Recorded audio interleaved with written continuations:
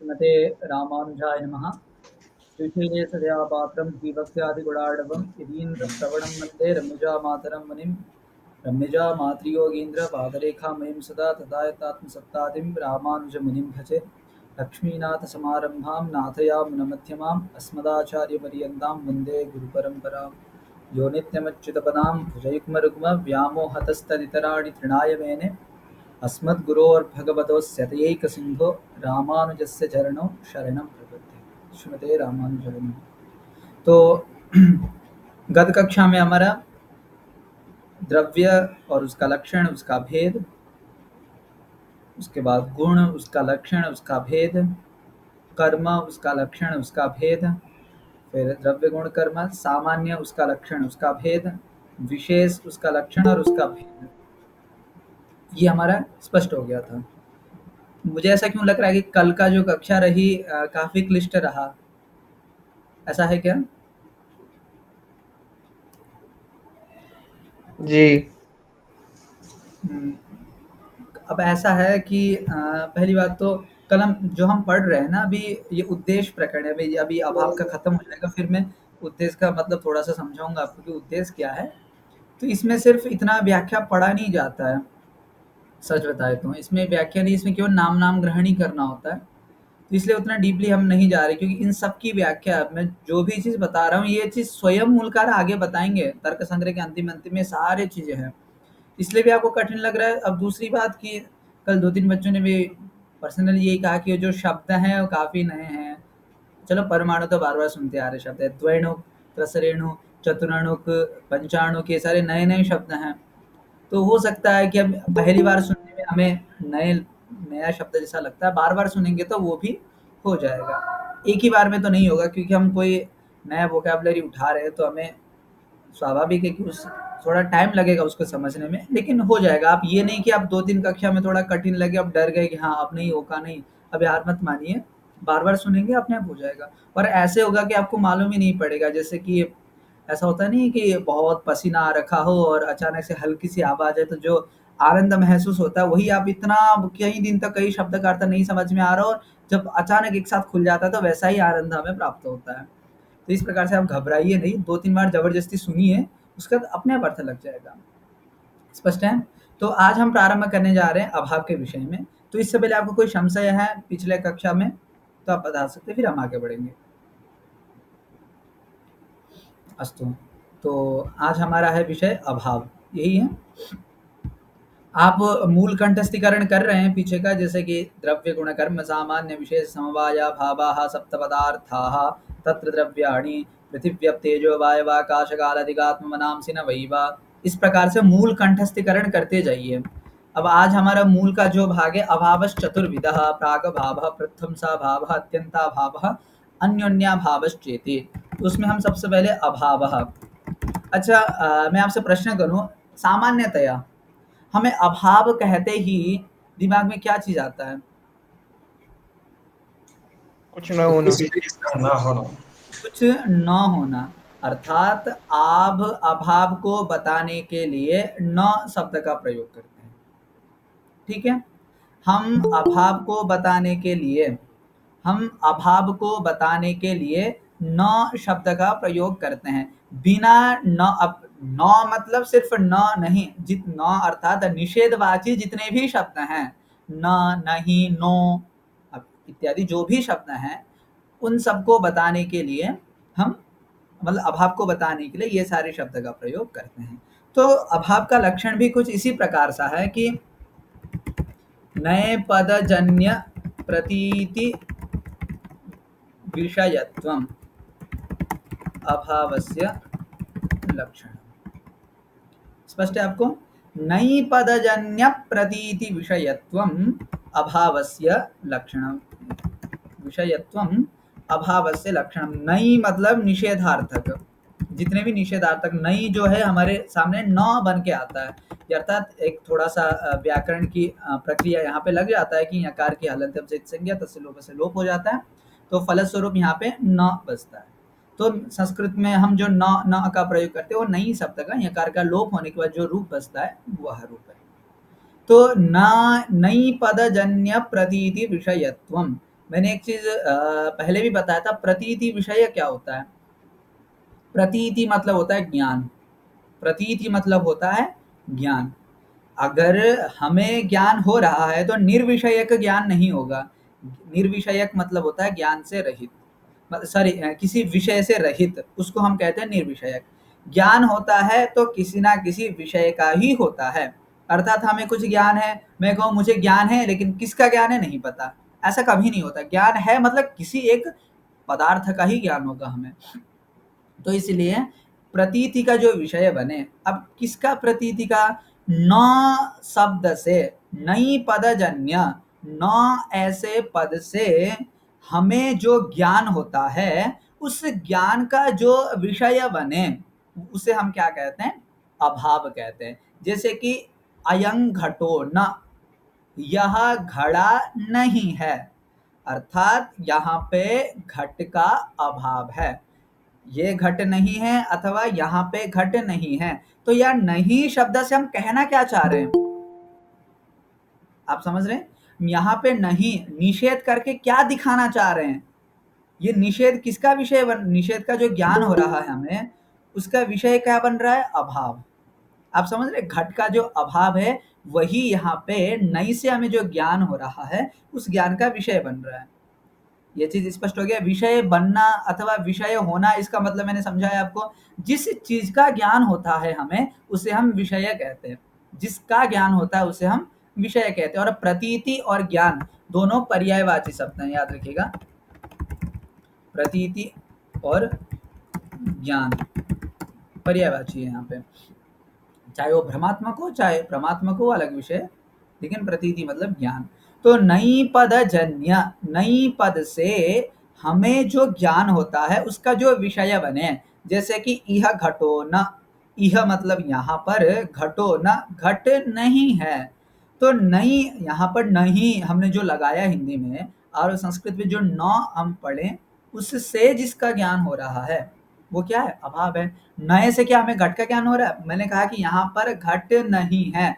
तो नहीं ऐसा जो शब्द है, इससे क्या पता चल रहा है? घट है कि नहीं है? क्या पता चल रहा है? अर्थात घट नहीं है, घट का अभाव है।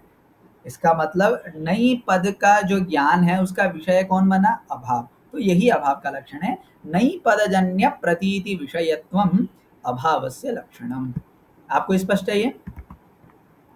अब ये जो अभाव है 4 प्रकार का है। एक प्रागभाव, दूसरा प्रध्वंसाभाव, तीसरा अत्यंताभाव, चौथा अन्योन्याभाव। ये चीज स्पष्ट है आपको? प्रागभाव, प्रध्वंसाभाव, अत्यंताभाव और अन्योन्याभाव। इनका लक्षण अभी हम नहीं पढ़ेंगे, इनका लक्षण हम ग्रंथकार स्वयं आगे करेंगे। हम पहले इसका स्वरूप समझते केवल। प्राग भाव मतलब क्या है? अच्छा, यहाँ आप संस्कृत पढ़े हैं, प्राग का मतलब क्या होता है? प्राय हिंदी में भी प्राग का प्रयोग होता ही है। तो प्राग का मतलब बता सकते हैं? पहले, नया। जी, पहले। प्राक मतलब नया नहीं, पहले। बहुत अच्छा। तो प्राक मतलब पहले। अब प्राक अभाव, यहाँ पे 2 पद है, इससे हमें क्या अर्थ प्रतीति हो रही है? प्राक अभाव, हाँ, पहले होने वाला अभाव। ठीक है। मान लो अभी तक एलोन मस्क ने वो चिप बना रखा है, क्या बनाएगा शायद, बनाए ना बनाए, माइंड रीडिंग करने वाली। अभी तक तो उसकी कोई सत्ता नहीं है, वो आएगा इन फ्यूचर। उसका क्या है अभी तक? प्राग भाव है। वो एलन मस्क कह रहा है कि यहाँ से लेकर चांद तक हम स्टेशन बनाएंगे, अभी तक बना नहीं है लेकिन बनेगा। तो उसका क्या है? प्राग भाव है। अर्थात वस्तु की उत्पत्ति से पहले जो अभाव है वो भी तो अभाव ही है। अर्थात आज से हम 100 साल पहले चले हैं, उस समय मोबाइल था नहीं था? मोबाइल का अभाव था कि नहीं था उस समय? उस समय भी मोबाइल का अभाव था। तो उस समय जो मोबाइल का अभाव था, उस अभाव को हम क्या कहेंगे? प्राग अभाव। स्पष्ट है आपको? आज से 100 साल पहले मोबाइल नहीं था, उस अभाव को हम क्या कहेंगे? प्राग अभाव। अच्छा, ध्वंस मतलब क्या होता है? नष्ट हो जाना। अब इस प्रध्वंस, विनाश। प्रध्वंस जी, विनाश, नष्ट हो जाना। बहुत अच्छा। तो प्रध्वंस अभाव, प्राक अभाव मतलब वस्तु की उत्पत्ति से होने, वस्तु की उत्पत्ति से पहले जो वस्तु का अभाव है उसको हम क्या कहेंगे? प्राक अभाव। अब प्रध्वंस अभाव मतलब क्या? नष्ट होने के बाद जो अभाव है। ठीक है, हमने चावल वाला है, खाया, खत्म हो गया, चावल नष्ट हो गया, समाप्त हो गया। अथवा घड़ा था, घड़ा टूट गया। अब घड़े का कौन सा अभाव है? प्रध्वंस अभाव। समझ में आया? पूर्वम घटो नास्ति, पहले घट नहीं था। अथवा पूर्वम दूरवाणी नास्ति, सॉरी, पूर्वम दूरवाणी नासीत, पहले दूरवाणी फोन नहीं था। इस प्रकार का जो अभाव है उसे हम क्या कहेंगे? प्राग अभाव।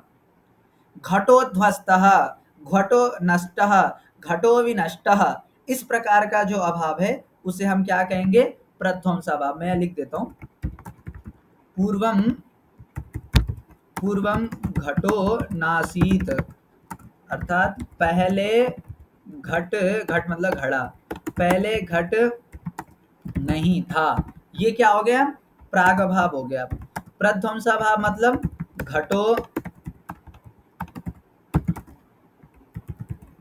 ध्वस्तः, अर्थात घड़ा नष्ट हो गया। स्पष्ट है आपको इन दोनों में भेद क्या है? एक ये काल को आधार बनाकर ये इस अभाव का निर्णय किया जाता है। अर्थात ये जो अभाव है इसको हम कालकृत अभाव कहते हैं। अर्थात यह जो अभाव है काल को माध्यम बनाकर, ये चीज स्पष्ट है आपको? यहाँ जो अभाव है किसको आधार कर रहा है? काल को। अर्थात काल के आधार पे इस अभाव का निर्णय किया जाता है। अर्थात वस्तु के उत्पत्ति से पहले, हमने उत्पत्ति से पहले, नष्ट होने के बाद, यहाँ कालवाची शब्द का प्रयोग किए जा रहे हैं हम, तो इसको हम क्या कहते हैं? कालकृत अभाव। याद रखिएगा, ये प्राग अभाव और प्रध्वंस अभाव को कालकृत अभाव भी कहते हैं। ये शायद शास्त्रीय रूप में उतना उपयोगी नहीं है ये चीज, लेकिन परीक्षा के दृष्टि से अत्यधिक उपयोगी है, तो याद रखिएगा। क्योंकि शास्त्र में मैंने ये कालकृत अभाव, देशकृत अभाव, वस्तुकृत अभाव का कम प्रयोग और प्राग अभाव, प्रध्वंस अभाव, अत्यंत अभाव, अन्योन्य भाव, यही इन्हीं शब्द का अधिक प्रयोग श्रवण किया। किंतु परीक्षा में ये जरूर पूछते हैं कालकृत अभाव, वस्तुकृत अभाव, तो परीक्षा की दृष्टि से अत्यंत महत्वपूर्ण है और ज्ञान के लिए तो सर्वथा ही है। तो कालकृत अभाव, इसको हम क्या कहेंगे? कालकृत अभाव। अर्थात प्राग अभाव और प्रध्वंस अभाव, ये जो दो अभाव हैं ये क्या है? कालकृत अभाव है। ये चीज स्पष्ट है आपको? प्राग अभाव और प्रध्वंस अभाव ये दो क्या हैं? कालकृत अभाव हैं। अब अत्यंत अभाव, अत्यंत अभाव का मतलब होता है देशकृत अभाव। देशकृत अभाव, ये देशकृत अभाव क्या है? अच्छा, देश मतलब क्या है, कोई बता सकते हैं? स्थान। जिन्होंने जिन्होंने स्थान। शास्त्र नहीं पढ़ा, अगर वो बताए तो अच्छा रहेगा। देश, हाँ बताएं। अस्तु। देशकृत अभाव मतलब होता है, देश मतलब होता है कोई एक जगह। हमारे मन में देश मतलब मुल्क समझ में आता है आजकल, लेकिन ऐसा नहीं है। हो सकता है कि पहले ज़माने में कंट्री वाला सिस्टम भी नहीं था, लेकिन देश शब्द जो है किसी स्थान के लिए, देश मतलब भूमि वाला स्थान, ऐसा नहीं है। अगर इतना भागे तो ये भी एक देश है, आप समझ रहे हैं? इतने को भी हम एक देश कहेंगे। अगर मेरा हथेली भर में इसको भी हम देश बोलेंगे। देश मतलब स्थान, चाहे वो इतू सा स्थान हो, चाहे इतना बड़ा स्थान हो, कितना भी बड़ा स्थान हो। देश का अर्थ होता है स्थान। अब वो स्थान भूमि वाला स्थान नहीं है। हम बोलते हैं ना यहाँ पे बैठने के लिए स्थान नहीं है, जगह। वो कैसा भी स्थान हो सकता है, वो वायुमंडल में भी रह सकता है, अंतरिक्ष में भी रह सकता है। तो देश का मतलब स्थान है, अर्थात रहने वाला जगह, ऐसा अर्थ नहीं है। हम लोग अब इसको भी हिंदी में भी स्थान मतलब क्या है? जिसमें हम बैठ सकें अथवा कुछ रख सकें, उसको ही हम स्थान कहा जाता है। लेकिन ऐसा नहीं है, स्थान मतलब जगह, बस कोई भी एक जगह। तो देशकृत अभाव, हम किसी एक जगह को आधार बना के यदि अभाव, देखिए प्राग भाव और प्रध्वंस भाव काल को आधार बनाकर हम उस चीज को दिखा रहे हैं। तो वैसे ही अत्यंता भाव जो है किसको दिखाकर हम करते हैं? किसी स्थान विशेष को दिखाकर ही हम अभाव दिखाते हैं। अब ये अत्यंत भाव का स्वरूप समझते हैं। अत्यंत भाव का उदाहरण है इह अभी मैं इनका लक्षण नहीं बता रहा हूँ, मैं आपको पहले ही स्पष्ट कर दूँ, क्योंकि इनका लक्षण आगे आएगा। ठीक है? अत्यंताभाव इह घटो नास्ति। यहाँ पर घट नहीं है। तो कुछ इस प्रकार का अभाव है। यहाँ पर घट नहीं है, और जगह हो ना हो उससे हमें मतलब नहीं है। वर्तमान काल में यहाँ पे घट नहीं है। यदि हम किसी स्थान विशेष को इंगित करते हुए, ये बात मैं पहले कह रहा हूँ, यहाँ इसलिए स्थान विशेष को इंगित करते हुए कहना जरूरी है क्योंकि अत्यंत भाव का जो लक्षण है वो किसी एक स्थान को ही मापता है। लक्षण हम आगे पढ़ेंगे। तो किसी एक स्थान को आधार बनाकर यदि हम वहां पे अभाव दिखा रहे हैं तो वो क्या हो जाता है, अत्यंताभाव। इसलिए हम कहा देशकृत। तो हम कुछ इस प्रकार भी कर सकते हैं, देशकृत करके सरलो स्थानकृत अभाव, इस प्रकार से हम पढ़ सकते हैं। ये चीज स्पष्ट है आपको? अब चौथा अभाव है अन्योन्याभाव, जिसको हम कहते हैं वस्तुकृत अभाव। वस्तुकृत अभाव अर्थात ये थोड़ा लोक में प्रसिद्ध नहीं है अभाव, लेकिन दर्शन में इसकी अत्यंत उपयोगिता है। अन्योन्या भाव। अन्योन्या भाव मतलब है कि अच्छा, राम श्याम नहीं है और श्याम राम नहीं है, अर्थात राम में श्याम का अभाव है। राम में मतलब राम के ऊपर लाके श्याम रख दिया। जैसे कि मैं कहूँ कि एक मेरे हाथ है, मेरे हाथ में इरेजर है, तो मेरे हाथ में इरेजर जरूर है, लेकिन इरेजर में मेरा हाथ नहीं है, मेरे हाथ में इरेजर नहीं है, यदि मैं ऐसा कहूं। अर्थात इरेजर जो स्वरूप है वो मेरे हाथ के स्वरूप से भिन्न है, और हाथ का जो स्वरूप है वो इरेजर के स्वरूप से भिन्न है। अर्थात जो वस्तु है अपने स्वरूप से, इरेजर का स्वरूप का अभाव मेरे हाथ में है और मेरे हाथ का स्वरूप का अभाव इस इरेजर में है। तो इसी को कहते हैं वस्तुकृत अभाव, अर्थात घट पट नहीं है। अच्छा, पट शब्द पहली बार सुन रहे हैं हम, तो पट का मतलब होता है वस्त्र। पट का मतलब होता है वस्त्र संस्कृत में।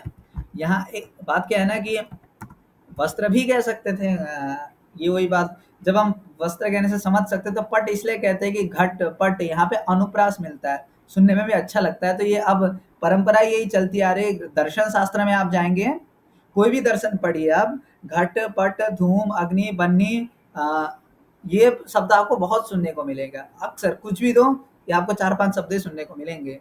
तो अब इसको बिठा के चलिए। पट का मतलब होता है वस्त्र, घट का मतलब होता है घड़ा। घट का मतलब घड़ा है तो हिंदी में भी प्रसिद्ध है, लेकिन पट का मतलब होता है वस्त्र, इसलिए हम पट का भी शायद प्रसिद्ध है। हाँ जी, युवराज जी कहिए। जी आचार्य जी, मेरा एक संशय यहाँ पे रह गया था कि जैसे हम कालाकृत अभाव और देशाकृत अभाव को पढ़ते हैं, तो जैसे आपने बताया कि यहाँ पे इस स्थान विशेष को देख के हम बोल रहे हैं कि यहाँ पे घट नहीं है। तो हाँ, मतलब मतलब ये परागा भाव से अलग कैसे होगा या प्रध्यंसा भाव से अलग कैसे होगा? ये जो अत्यंत भाव है वो थोड़ा सा संशय बैठ रहा अच्छा, प्राग भाव का मतलब होता है वस्तु की अभी उत्पत्ति ही नहीं हुई है। समझ रहे हैं आप? है।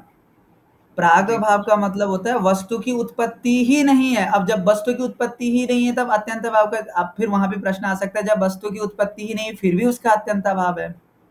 ये जरूर हो सकता है कि जी एक ही जी जी वस्तु का प्राग भाव और अत्यंत भाव एक साथ हो सकता है।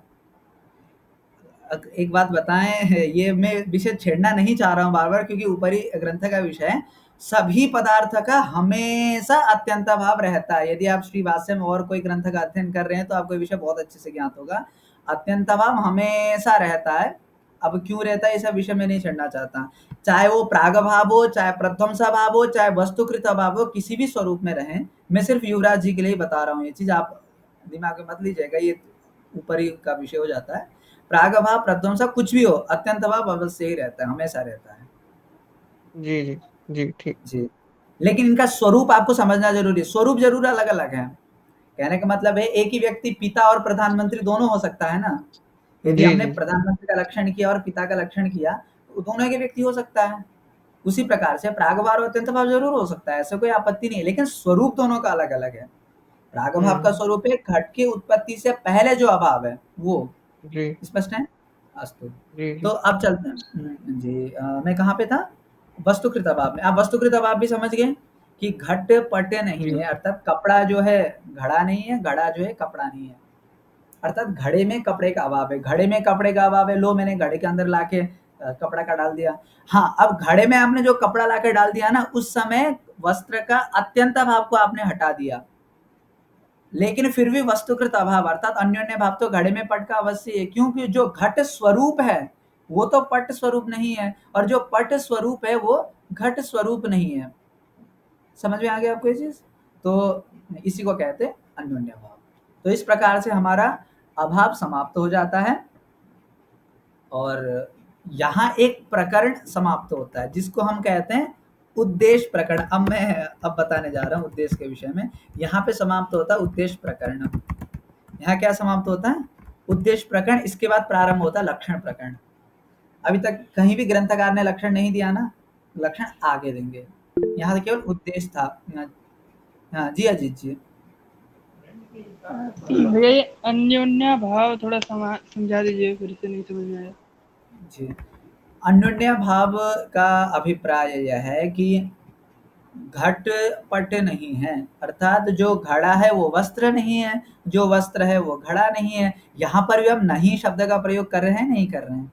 यहाँ भी हमें नई पदजन्य प्रतीति का विषय हो रहा है। अब घट पट नहीं है ऐसा कहने में ना तो वो प्राग भाव है, ना तो प्रथम सा भाव है, ना तो अत्यंता भाव है, बचा क्या? अन्योन्य भाव। अन्योन्य भाव का मतलब यही है कि यह स्वरूप तत्स्वरूप नहीं है, तत्स्वरूप एतत् स्वरूप नहीं है। जी जी समझ जी, दोनों परस्पर भिन्न है। अन्योन्य भाव का अभिप्राय यही होता है कि ये दोनों अलग हैं, इस चीज को दिखाना ही अन्योन्य भाव है। जी जी, स्पष्ट है? जी अस्तु। अब आया उद्देश्य। अब यहाँ जाके क्या हो गया? उद्देश्य प्रकरणम समाप्तम। अब हम शायद आप उद्देश्य शब्द प्रथम बार सुन रहे हैं, है ना? मैंने इससे पहले उद्देश्य शब्द का केवल प्रयोग किया था, लिखा नहीं था। उद्देश्य में दो शब्द हैं, एक उत और एक देश। यहाँ दो पद है, एक उत और एक देश। ठीक है? देश जो है दिश धातु से, आपने कभी उपदेश सुना है शब्द? उपदेश का मतलब क्या होता है? अब व्याकरण भी पढ़े हैं तो व्याकरण में भी उपदेश का व्याख्या आया ही है, और नॉर्मली भी हम इसमें उपदेश या गुरु ने। आद्योच्चारण या सस्वरूप अज्ञात सस्वरूप ज्ञापकोच्चारणम इति उपदेश या प्रथमोच्चारण आद्योच्चारण अभी। हाँ, आप एक मीमांसा के हिसाब से और एक व्याकरण के हिसाब से आपने लक्षण बताया, तो दोनों में एक चीज सिमिलैरिटी दिख रही है, क्या? उच्चारण। अर्थात उपदेश का अर्थ होता है कथन, कहना। ठीक है? सामान्य में तत्त शास्त्र में तत्त स्थान के हिसाब से शब्द का प्रयोग अलग हो जाता है, लेकिन उद्देश्य का मतलब सीधा सीधा यही होता है कथन, कहना। क्या कहना? तो उद्देश्य का एक सिद्धांत है न्याय दर्शन का, भाष्य की पंक्ति है, त्रिविधा त्रिविधा चास्य शास्त्रस्य प्रवृत्तिः उद्देशो लक्षणा परीक्षा चेति। ये न्याय भाष्य की पंक्ति है। अच्छा, मैं एक और चीज बता दूं, यदि आप न्याय ग्रंथ पढ़ रहे हैं, वैशेषिक ग्रंथ पढ़ रहे हैं, तो हम कहते हैं भाष्य ग्रंथ, तो हमें समझना चाहिए न्याय भाष्य। यदि हम व्याकरण पढ़ रहे हैं, भाष्य ग्रंथ कहें, तो फिर हमें पतंजलि का महाभाष्य समझना चाहिए। हम जो शास्त्र पढ़ रहे हैं उसमें, ये मैं आपको शास्त्रीय शैली बता रहा हूँ, क्योंकि आप कोई भी ग्रंथ पढ़ें, हिंदी में तो साक्षात ग्रंथ का नाम ही लिख देते हैं, लेकिन आप संस्कृत टीका पढ़ रहे हैं तो वहाँ इतना लिख दे कि भाष्य ग्रंथे लिख देता है। वहाँ भाष्य ग्रंथ का हमें समझना चाहिए कि आप विषय क्या पढ़ रहे हैं, उस हिसाब से। यदि हम न्याय दर्शन पढ़ रहे हैं और हमें लेना है कि शंकराचार्य की भाष्य से, तो वहाँ सीधा ही लिख देंगे शंकर भाष्यम लिख देंगे। यदि न्याय भाष्य से है तो सिर्फ भाष्यम शब्द का प्रयोग करेंगे। यदि व्याकरण पढ़ रहे हैं तो वहाँ केवल भाष्यम शब्द का प्रयोग आया तो वो पतंजलि वाला भाष्य है। यदि आप अद्वैत पढ़ रहे हैं, वहाँ केवल भाष्यम शब्द का अथवा भाष्यकार शब्द का प्रयोग आया तो शंकराचार्य जी। यदि हम विशिष्टाद्वैत पढ़ रहे हैं, आप समझ गए अभिप्राय। चलिए, तो त्रिविधा चास्य शास्त्रस्य प्रवृत्ति, इस न्याय शास्त्र की प्रवृत्ति तीन तरीके से होती है। अर्थात आप न्याय शास्त्र को कहीं भी उपयोग में लाएंगे तो आपको तीन तरीके से उपयोग में आएगा, एक उद्देश्य और एक लक्षणा, सॉरी उद्देश्य लक्षणम है, सॉरी लक्षणा नहीं है, उद्देश्य लक्षणम परीक्षा चेति। उद्देश्य, लक्षण और परीक्षा, हम तीन चीज ही करते हैं न्याय शास्त्र में। स्पष्ट है आपको ये चीज? अब उद्देश्य क्या होता है, लक्षण क्या होता है, परीक्षा क्या होता है, इस चीज को हम समझते हैं। तो उद्देश्य का लक्षण है, आप याद रखिएगा, नाम मात्रेण वस्तु संकीर्तनम उद्देश्य। अच्छा, मैं आपको बताता हूँ, कीर्तन संकीर्तन का मतलब क्या होता है। यदि मैंने नाम कहा मात्र का उच्चारण कर लेना। नहीं, मैं यहाँ पंक्ति का अर्थ नहीं पूछ रहा हूँ। यदि लोग में कहा रहे, तो अभी कीर्तन करके आ रहा है, अभी तो मंदिर से कीर्तन करके आ रहे हैं, तो संकीर्तन कर रहा है, इसका मतलब क्या होता है? संकीर्तन संकीर्तन मतलब समूह में सबके साथ मिलकर करना, और कीर्तन मतलब अकेले बैठ के ही करते हैं, एक व्यक्ति करता है वो। अच्छा, मुझे विदित नहीं था, ऐसा भी लोक में प्रचलित है। लेकिन कुल मिलाकर वहां पर संकीर्तन शब्द का प्रयोग इसलिए किया जाता है कि वहां भगवान का नाम लिया जाता है। संकीर्तन का मतलब होता है उच्चारण, ठीक है। तो नाम मात्रेण वस्तु संकीर्तनम, सिर्फ किसी वस्तु का नाम लेना, किसी भी वस्तु का सिर्फ नाम ही लेना, उसके विषय में बताना नहीं। पृथ्वी, ये संकीर्तन हुआ, इसको हम कहेंगे उद्देश्य। द्रव्यम, ये हो गया उद्देश्य। गुणः, ये हो गया उद्देश्य। कर्म, ये हो गया उद्देश्य। आपको उद्देश्य समझ में आ गया? किसी भी पदार्थ का सिर्फ नाम का ग्रहण करना, उसके विषय में नहीं बताना कि पुस्तक मतलब ये होता है कि जिसमें कई पेजेस होते हैं, इस आकार में होता है, A4 size, A5 size, B5 size, ये नहीं बोलना। केवल हमें क्या कहना है, पुस्तकम, ये हो गया। अब फिर उसको जिज्ञासा होगी ना, किम पुस्तकम, तब आगे उसका लक्षण करेगा, उसका परीक्षा करेगा, इत्यादि आगे करेगा। लेकिन सामान्यतया उद्देश्य का मतलब होता है नाम मात्रेण वस्तु संकीर्तनम। अतः इस प्रकरण को उद्देश्य प्रकरण इसीलिए कहा गया, मैंने आपको लक्षण पढ़ाया है, ग्रंथकार ने कहीं भी लक्षण नहीं किया किसी का भी। ग्रंथकार ने केवल नाम ही गिनाया है ना। आप एक बार पीडीएफ देखिए, वहां क्या लिखा है, द्रव्य गुण कर्म सामान्य विशेष समवाया भावाः सप्त पदार्थाः तत्र द्रव्याणि पृथिव्यप्तेजो वायवाकाश कालादिगात्ममनांसि न वैव रूप रसगंध, वहां केवल नाम ही गिनाया है, अर्थात सिर्फ नाम का ही उच्चारण किया है। तो अब नाम का जो भी उच्चारण करने का था बस यहीं तक था, तो इसलिए हो गया उद्देश्य प्रकरणम। समझ में आ गया आपको ये चीज? दूसरा आता है लक्षणम। देखिए लक्षण के लक्षण में यदि आप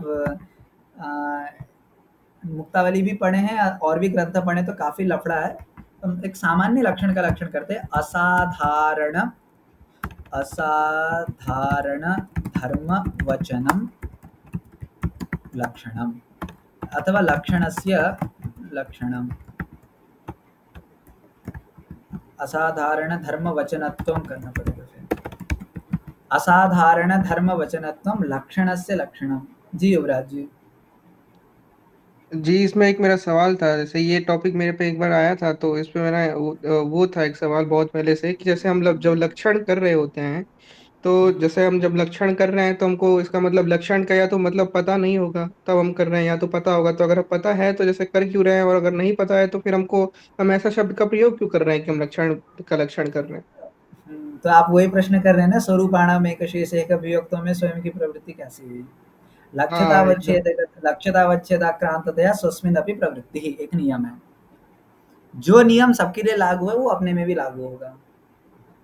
लक्ष्यतावच्छेदक, अब मैं न्याय की भाषा क्यों बीच में लाऊं ये, आप इतना समझिए, यदि कोई व्यक्ति, यदि कोई राजा नियम लागू करता है कि आज से इस जगह में धूम्रपान निषेध है, तो राजा भी वहां आके नहीं कर सकता।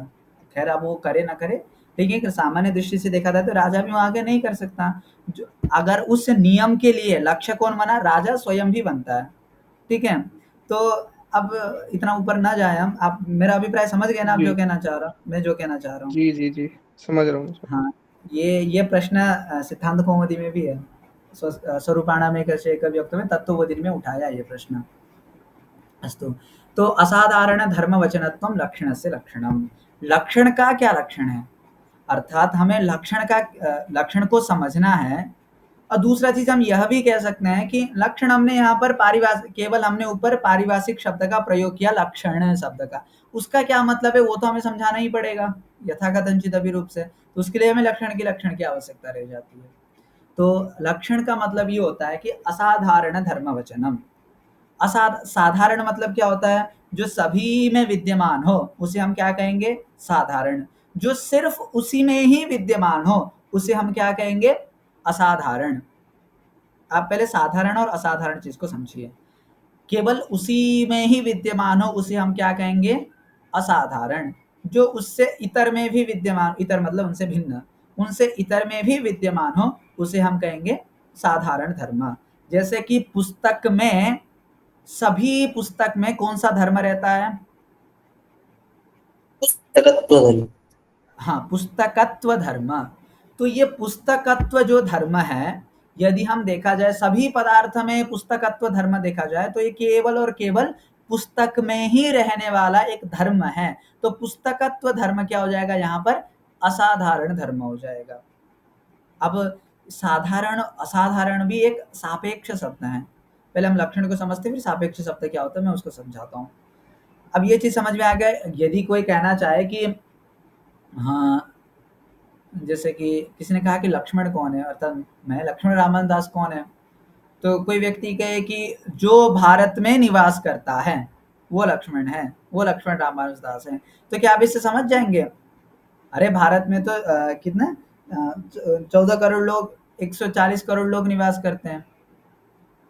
तो ये क्या हुआ?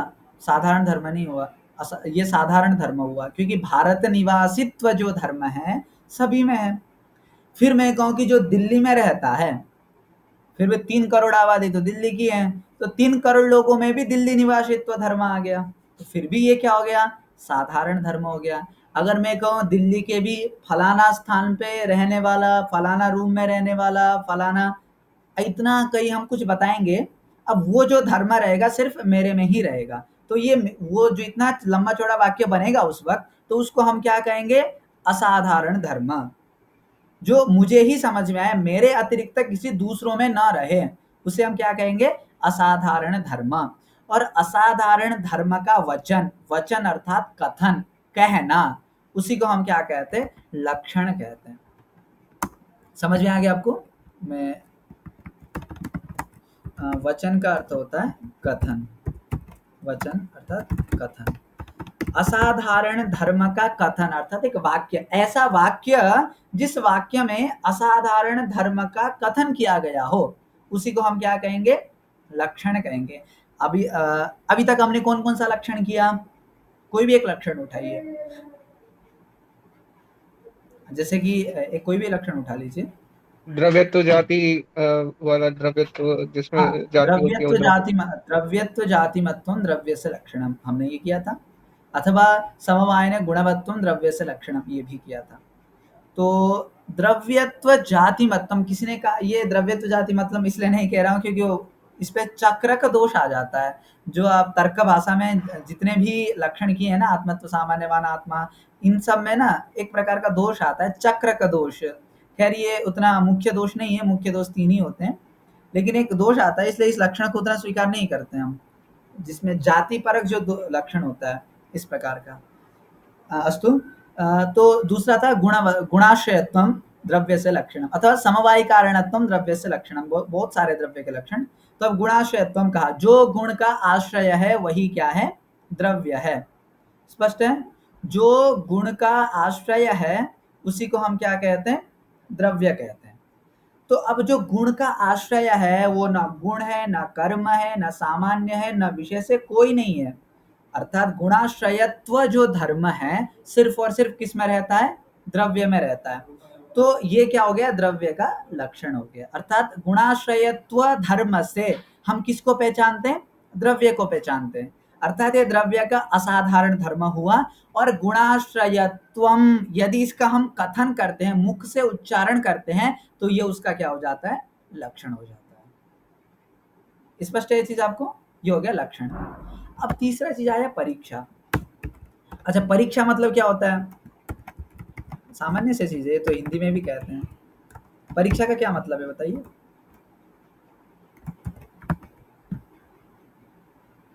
जी, कोई एग्जाम टेस्ट, मतलब किसी चीज का वो करना, एग्जामिनेशन करना।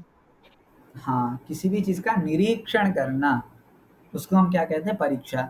परीक्षा और निरीक्षा दोनों का, परीक्षण निरीक्षण दोनों पर्यायवाची हैं। जी। अब परीक्षा का मतलब सेम उसी प्रकार का यहाँ पर भी हमें परीक्षा लेनी है, लेकिन परीक्षा लेनी किसकी है? लक्षण की परीक्षा लेनी है।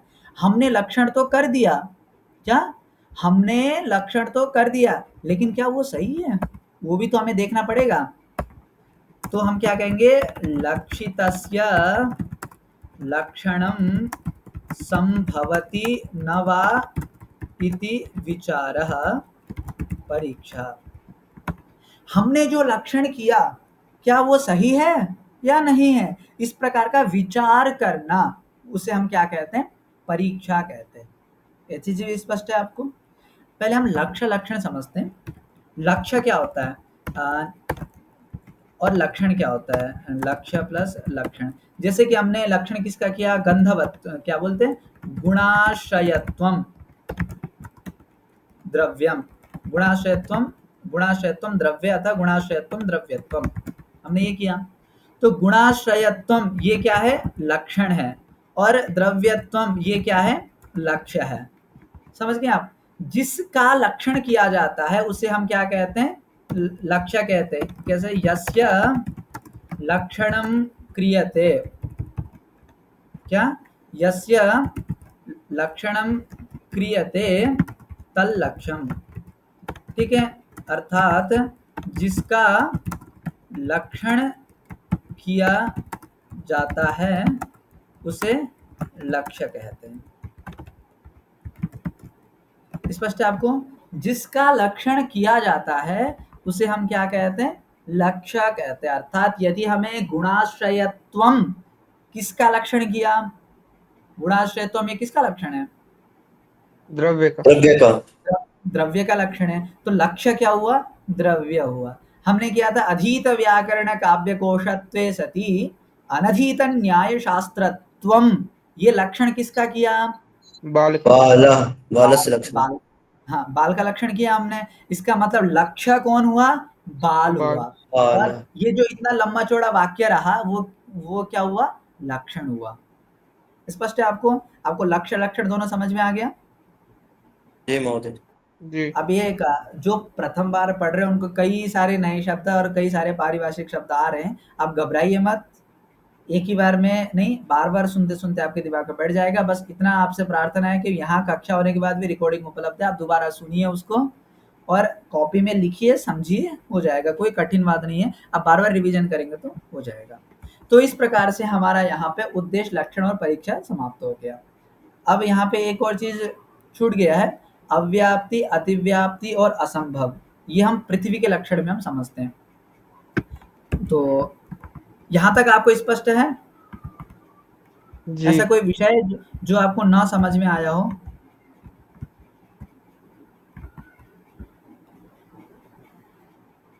तो हम आगे बढ़ सकते हैं।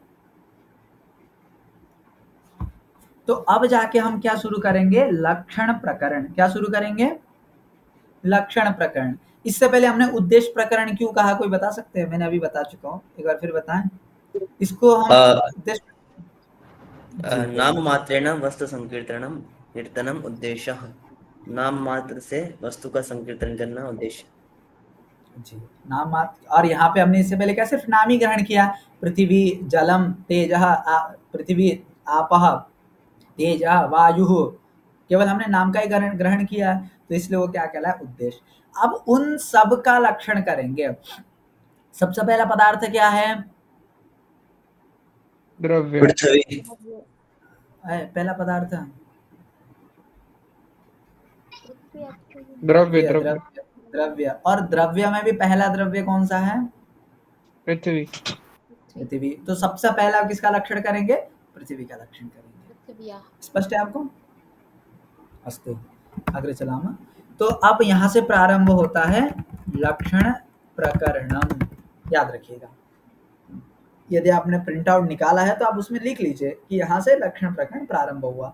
तो केवल उद्देश्य प्रकरण और लक्षण प्रकरण दो ही हैं, इसके अतिरिक्त और प्रकरण नहीं है। फिर आप मत पूछिएगा कि परीक्षा प्रकरण कहाँ गया।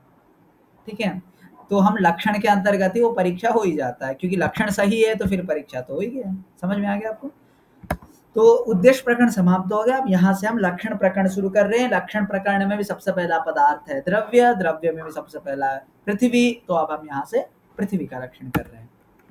ठीक है, तो ग्रंथकार सबसे पहले पृथ्वी का लक्षण क्या करते हैं? गंधवती पृथ्वी, यही लिखा है मूल में, गंधवती पृथ्वी।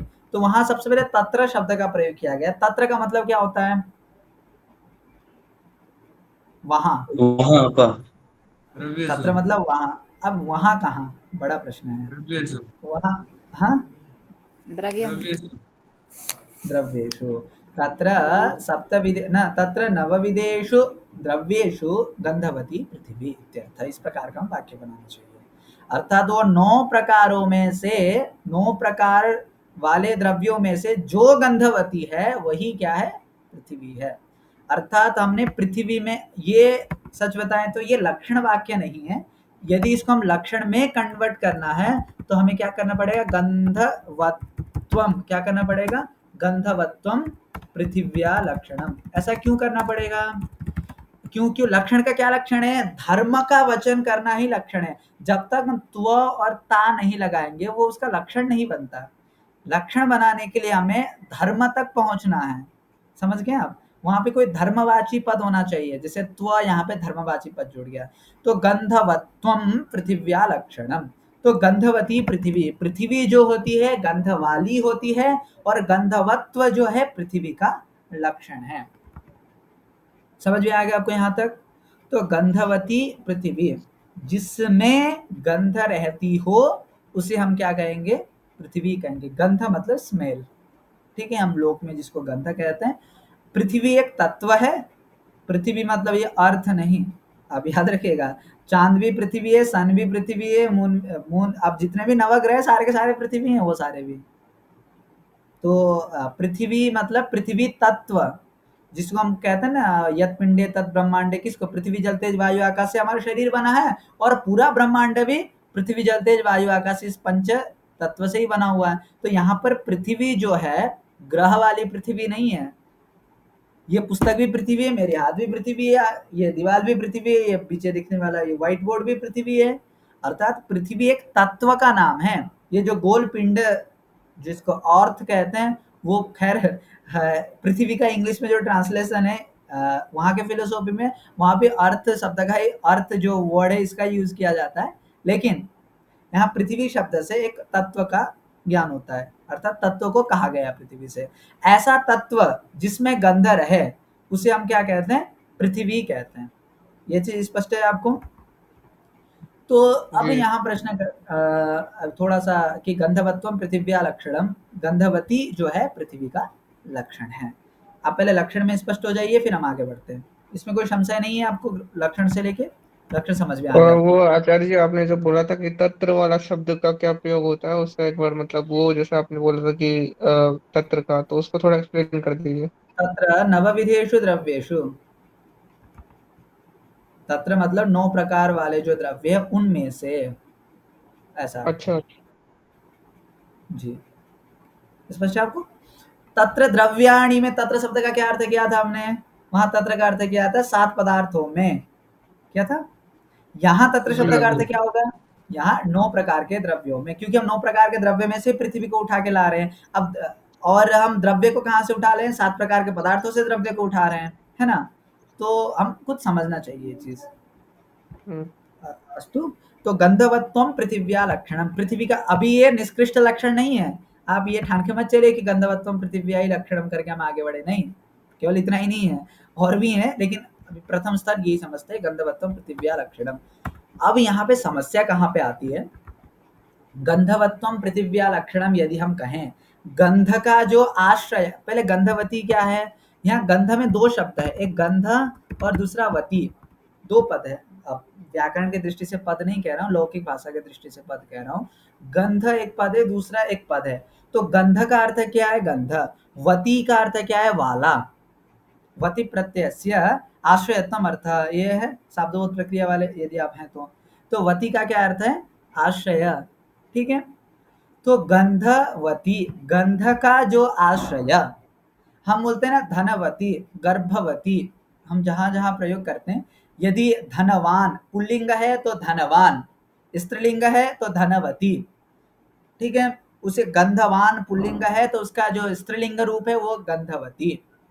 समझ में आ गया आपको? तो धनवान धनवती, बलवान बलवती। बलवती का क्या मतलब होता है?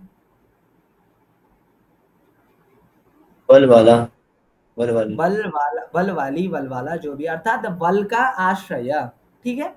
यही समझ में आता है हमें। धनवती मतलब धन का आश्रय वाली, अर्थात जिसके पास धन हो उसे हम क्या कहेंगे? धनवती। जिसके पास बल हो, बलवती। जिसके पास गर्भ हो उसे हम क्या कहेंगे? गर्भवती। तो उसके बाद जिसके पास गंध हो, अर्थात जो गंध का आश्रय बने, उसे हम क्या कहेंगे? पृथ्वी। अर्थात पृथ्वी में एक गुण रहता है जिसका नाम है गंध, अर्थात गंध जो गुण है उसका आश्रय क्या है? पृथ्वी है। तो हमने द्रव्य का क्या लक्षण किया था?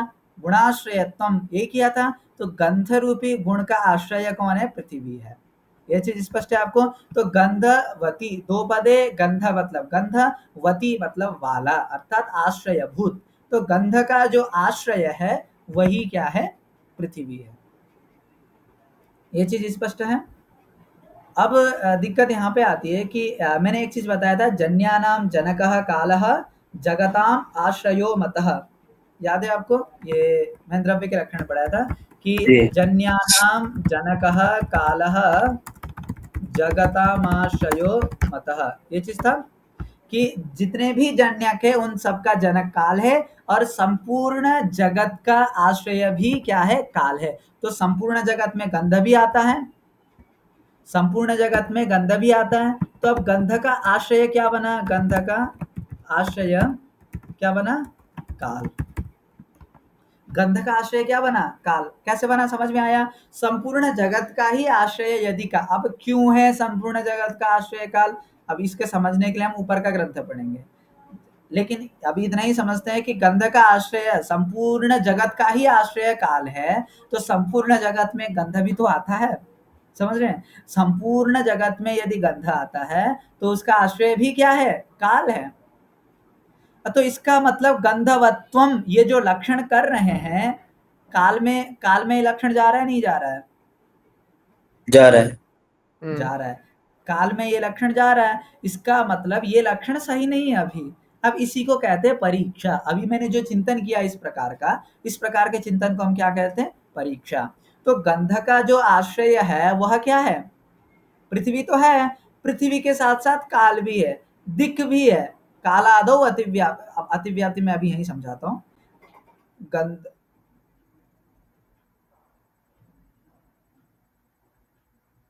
आवाज आ रही है?